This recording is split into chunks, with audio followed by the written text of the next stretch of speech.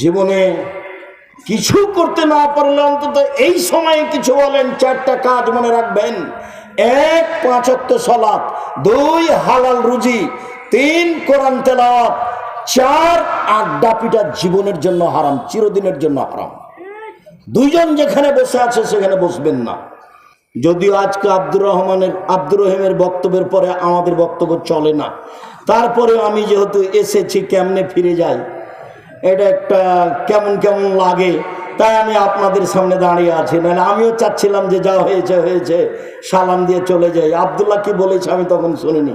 আমি আপনার কাছে যেটা বলছি, আপনি আমার দিনী ভাই, দিনী বোন, নিজের ছেলে মেয়ের জন্য যেমন বলেন, আব্দুল্লাহ, আব্দুর রহিম তাদের জন্য বলবেন। আল্লাহ যেন তাদের খিদমত কবুল করেন। বলছিলাম, সম্মানিত দিনী ভাই বোন, রাসূল সাল্লাল্লাহু আলাইহি সাল্লাম বলেন, পৃথিবীর মানুষ শুনে রেখো, মান কানা লাহু সালাসা বানাত, কারো যদি 3টে মেয়ে থাকে, ফাআল্লামাহুন্না, তাকে বিদ্যা শিখিয়ে দেয়, ওয়াদ্দাবাহুন্না, শিষ্টাচার শিখিয়ে দেয়, ফালাহুল জান্নাহ, সে জান্নাতে যাবেই। এটা আল্লাহ রাসূল মুখে বলেছেন। মেয়েদের দাম আল্লাহ রাসূল নিজে মুখে দিচ্ছেন। জাহেলিয়াতকে উপেক্ষা করে আপনি দেখুন, আমি শিষ্টাচার বলতেই যে হাদিসটা অহরহ বলে থাকি সেটা একটু শুনিয়ে রাখে। এই ছেলে, বসো, একটু থামো, বিরক্ত হচ্ছ কেন? আমি তো তোমার জন্য এসেছি কষ্ট করে। আমি কয়েক মিনিট পরই কথা শেষ করব ইনশাআল্লাহ। তুমি একটু ধৈর্যের পরিচয় দিবা, দয়া করে কোনো কাজ দেখায় না এখন। আর এত দীর্ঘ সময় অপেক্ষা করছি আমি তোমার জন্যই। সম্মানিত দিনী ভাই বোন, জাবের রাদিয়াল্লাহু তাআলা আনহু বলছেন, রাসূলের সাথে যুদ্ধ করে আসছিলাম, যুদ্ধে আমিও শরীক হয়েছিলাম রাসূলের সাথে। মদিনায় ঢুকবো, আল্লাহ রাসূল বললেন, এখানে সবাই থাকো, সকালে বাড়ি যাব। আমি জাবের বললাম, আল্লাহর নবী, আমি নতুন বিবাহ করেছি, এই ছেলেরা তোমরা যারা দাওয়াত আল্লাহর জন্য আদায় করতে চাচ্ছিলে, 1 মিনিট দাওয়াত আল্লাহ, আমি 1 মিনিট। এই ছেলে শোনো, আমি মসজিদ বাসা থেকে বের হয়ে মসজিদের দিকে যাই রাজশাহীতে, তো দেখি গাড়ির গায়ে লেখা আছে দাওয়াত আল্লাহ। তো আমি বুঝতে পারিনি, আচ্ছা দাওয়াত আল্লাহ কি জিনিস। তো কয়েকদিন দেখার পরে একদিন বলছে আব্দুল্লাহকে, আব্বু আর দাওয়াত আল্লাহ এটা কি? তখন আমাকে বলছে, আব্বু আপনাকে তো আমি প্রায় 30 বছর যাবৎ দাওয়াত দিতে দেখলাম, আর আমিও দেশ বিদেশ মোটামুটি ভালোই ঘুরলাম, তাতে দেখছি যে আমরা হচ্ছি ইহুদি খ্রিস্টানদের দাসী,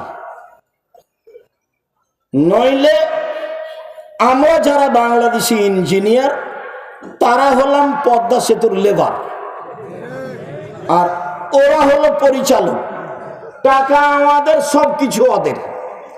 তো নিজেকে দাসী থেকে মুক্ত করতে হলে কোরআন সুন্দর করে শিক্ষার এবং আকীদা সুন্দর করে সংশোধনের বিকল্প পথ নেই। তাই আমি চিন্তা করলাম, একবারে সারা বাংলাদেশ জুড়ে, টেকনাফ থেকে তেঁতুলিয়া, আমি সারা বাংলাদেশ জুড়ে মক্তব পরিচালনা করব।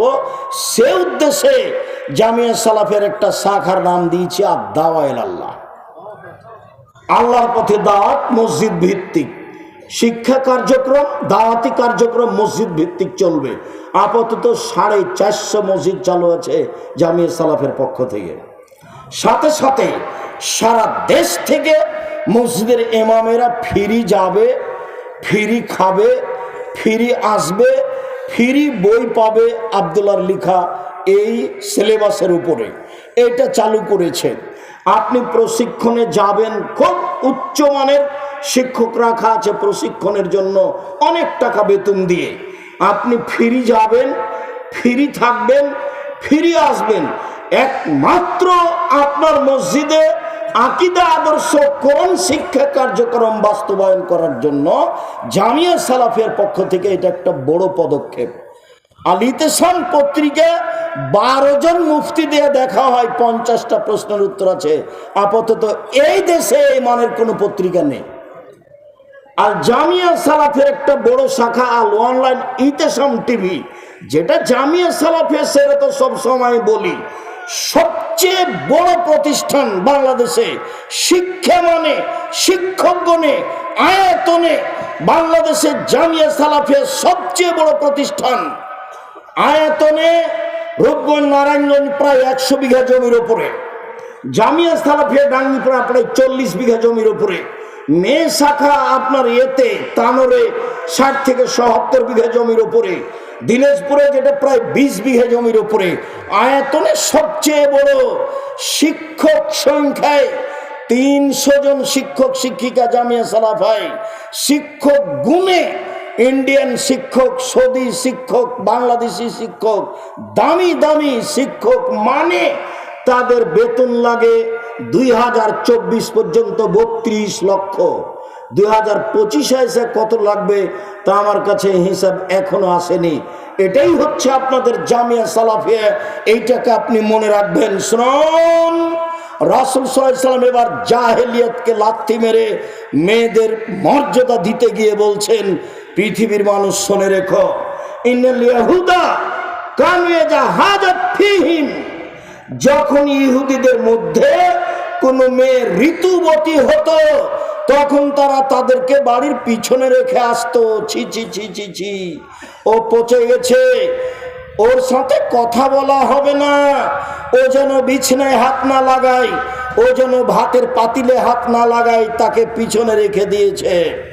সাহাবীগণ বলেন, আল্লাহর নবী, এই যে মহিলারা ঋতুবতী হলে ইহুদিরা এরকম করছে, তো আপনি কি বলছেন?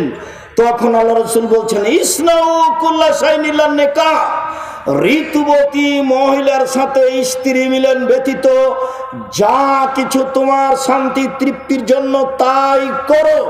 ঋতুবতী হয়েছে তাতে কি হবে? তোমার বিছানে থাকবে, তোমার সাথে থাকবে, তোমার সাথে কথা বলবে, তোমার সাথে মান সম্মান ভোগ করবে, তোমার সাথে খাবে, তোমার সাথে চলবে, যে কোনো প্রয়োজনে তোমার সাথে থাকবে। হাদিস বুখারী মুসলিম।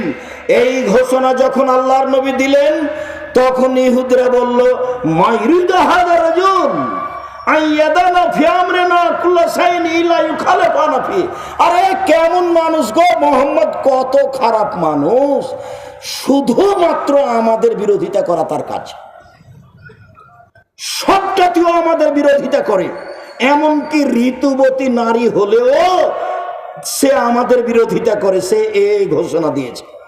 আয়েশা রাদিয়াল্লাহু তাআলা আনহা বলেন, ইন্নী কুনতু ইকতাসালতু মান নবী সাল্লাল্লাহু আলাইহি সাল্লাম মিন ইনাইন ওয়াহিদিন কালানা জুনুবুন, আমি এবং আল্লাহর নবী অপবিত্র অবস্থায় এক পাত্র থেকে পানি নিয়ে গোসল করতাম। এই কথা বলার পরে তিনি বলছেন, ফামারানি, তিনি আমাকে আদেশ করতেন, আত্তাজেরা, আমি ঋতু অবস্থায় স্ত্রী অঙ্গে একটি অতিরিক্ত কাপড় ব্যবহার করব, ফাইবাসরণী, তারপর তিনি আমার শরীরের সাথে শরীর মিশিয়ে থাকতেন।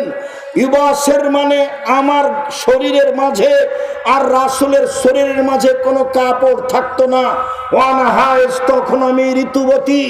ইহুদি বলেছে, ও পচে গেছে, বাড়ির পিছন দিকে রেখে আসো, ছাই তোলা প্লেটে তাকে খেতে দিতে হবে, ময়লা গিলাসে তাকে পানি দিতে হবে, ও যেন বাড়ির ভিতরে না আসে, বিছানে হাত লাগাতে পাবে না, পাতিলে হাত লাগাতে পাবে না। আয়েশা রাদিয়াল্লাহু তাআলা আনহা বলেন, আল্লাহর নবী আমার গায়ের সাথে গাও লাগিয়ে কাপড় ছাড়াই রাত অতিবাহিত করতেন। আয়েশা রাদিয়াল্লাহু তাআলা আনহা বলেন, ওয়া আন্নাহু ইখরাজ রাসাহু ইলাইহি মুতাকে, তিনি ইতিকাফ অবস্থায় ইতিকাফে বসে আছেন, মাথাটা আমার দিকে আগিয়ে দিয়েছেন, লিয়াগসিলাহু, যাতে করে আমি তার মাথাটা ধুয়ে দিই। ওয়ানা হায়েজ, তখন আমি ঋতুবতী। মুহাম্মদ সাল্লাল্লাহু আলাইহি সাল্লাম নারীদের সাথে যা আচরণ করেন তা আয়েশার মাধ্যমে জাতির সামনে দিয়ে গেছেন। আয়েশা রাদিয়াল্লাহু তাআলা আনহা বলেন, আমি আশরাবুল মা, পানি পান করতাম গিলাসে, সুম্মা উনাবেলহু, আমি তারপর রাসূলের হাতে দিতাম, ফায়াদা ফাওয়ালা মাওজাফিয়া, গিলাসের ওখানে মুখ লাগাতেন যেখানে আমি মুখ লাগিয়ে পানি পান করেছি, তখন আমি ঋতুবতী। এই কথা আয়েশা রাদিয়াল্লাহু তাআলা আনহা বলেন। আয়েশা রাদিয়াল্লাহু তাআলা আনহা বলেন, আন-নবী সাল্লাল্লাহু আলাইহি সাল্লাম ইয়াত্তাকাউ ফি হিজরি, আল্লাহর নবী আমার উরু রানের উপরে মাথা দিয়ে কোরআন মাজিদ পড়তেন, তখন আমি ঋতুবতী। কোরআন মাজিদ আল্লাহর দেওয়া গ্রন্থ, পাক পবিত্র গ্রন্থ। আয়েশা ঋতুবতী মহিলা, তার উরুনের উপরে মাথা রেখে আল্লাহর নবী কোরআন মাজিদ পড়তেন। আয়েশা রাদিয়াল্লাহু তাআলা আনহা বলেন, একদা আল্লাহর নবী বললেন, না বেনিল খুমরা মিনাল মসজিদ, আয়েশা মসজিদ থেকে তুমি চাটাইটা দাও। আমি বললাম, আমি ঋতুবতী। আল্লাহ রাসূল বললেন, ইন্না হাইজাতাকে লাসাত ফিয়া, দেখে আয়েশা তোমার ঋতু তোমার হাতে লেগে নেই। সম্মানিত দিনী ভাই বোন, আমি বলছিলাম রাসূল সাল্লাল্লাহু আলাইহি সাল্লাম নিজে নারীদের সাথে কি আচরণ করতে হবে তা দেখিয়ে গেছেন যখন তারা ঋতুবতী। আর যারা ভালো তারা কিভাবে চলবে স্বামীর সাথে সাংসারিকভাবে তা পূর্ণ মান দিয়েছেন। তাতে তিনি বলেছেন, পৃথিবীর মানুষ মনে রেখো, নারীদের সম্মান অনেক বেশি। তারা যদি 4টা কাজ করতে পারে, জান্নাতের সব দরজা খোলা। একটু থামেন, শেষে চলে আসে। কেউ কেউ গেছে এর জন্য রুমাল নিয়ে, একটু থামেন। যারা রুমাল নিয়ে যাচ্ছে ওদের হাতে 10 টাকা হোক, 50 টাকা হোক, 500 টাকা হোক, আপনি চলে যাবে সামনে দিয়ে, আপনি কিছু দিলেন না, এমনটা যেন হয় না। নইলে যেটুকু দেওয়ার মনে করেছিলাম সেটুকু ক্ষতি হয়ে যাবে, ওটা হবেই। রাসূল সাল্লাল্লাহু আলাইহি ওয়াসাল্লাম বলেছেন, তোমরা যাও, আমি আলোচনার শেষে চলে এসেছি। সম্মানিত দিনী ভাই বোন, রাসূল সাল্লাল্লাহু আলাইহি সাল্লাম নারীদের ব্যাপারে বললেন, ওরা যদি 4টা কাজ করতে পারে তাহলে জান্নাতের সব দরজা খোলা। 1, 5 ওয়াক্ত সালাত, 2 রমজান মাসে রোজা। এই ছেলে একটু থামো, ওই যে ওরা আসছে, তারপরে উঠবো আমরা। 2 হচ্ছে 5 ওয়াক্ত সালাত, রমজান মাসের রোজা। 3 স্বামীকে মেনে চলা। 4 হচ্ছে জেনায় লিপ্ত না হওয়া। মহিলারা যদি জীবনে 4টা কাজ করতে পারে তাহলে তারা জান্নাতে চলে যাবে।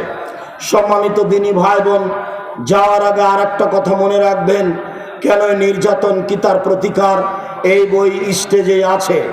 সাথে সাথে কেন হব অবরোধ বাসিনী, বেগম রোকেয়ার বিরুদ্ধে যেটা লেখা হয়েছে সেটাও এখানে আছে। সম অধিকার নয় মর্যাদা চাই, এই বই এখানে স্টেজে আছে। আব্দুল্লাহর বই আছে ফিলিস্তিনের ব্যাপারে, অতীব গুরুত্বপূর্ণ। বুখারীর ব্যতিক্রম ব্যাখ্যা, সেটাও আছে।